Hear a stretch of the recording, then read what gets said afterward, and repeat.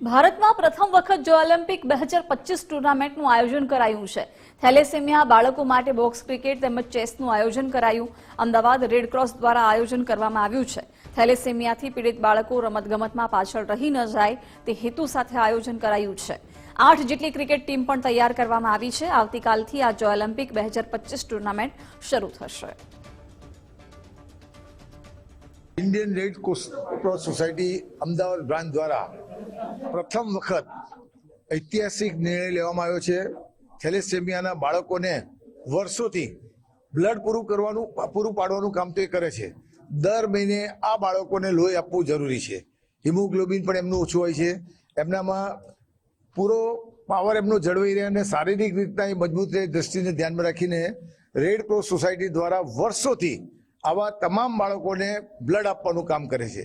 આ નવો એક ઇતિહાસ સર્જવાનું કામ રેડ ક્રોસ સોસાયટી દ્વારા કરવામાં આવ્યું છે કે આ બાળકો સમાજના બીજા બાળકોની જેમ પોતે પણ સન્માનિત રીતે જીવી શકે, જુદી જુદી ટુર્નામેન્ટોમાં ભાગ લઈ શકે, એ દ્રષ્ટિને ધ્યાનમાં રાખીને આપણે સૌ જાણીએ છીએ કે અત્યારે ક્રિકેટનો આઈપીએલથી માંડીને ક્રિકેટનો વિશ્વમાં મોહ છે।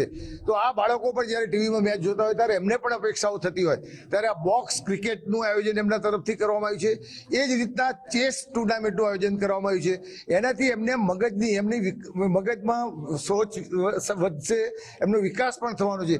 એ દ્રષ્ટિને ધ્યાનમાં રાખીને આ બંને ટુર્નામેન્ટનું આયોજન કર્યું છે।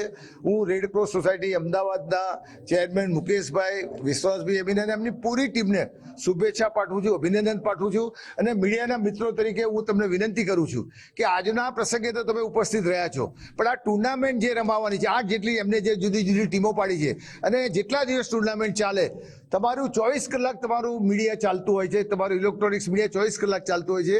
તો આ વિદ્યાર્થીઓને, આ ખેલાડીઓને વધુને વધુ તમે પ્રાયોરિટી આપી અને લોકો સુધી આ મેસેજ પહોંચે તો આવનારા દિવસોમાં જુદા જુદા લોકોને પણ આવી જે મુકેશભાઈને, વિશ્વાસભાઈને જે પ્રેરણા જાગી એવી બીજાને પણ પ્રેરણા જાગે અને બીજા પણ આ લોકોને સમાજમાં ભાગીદાર થાય।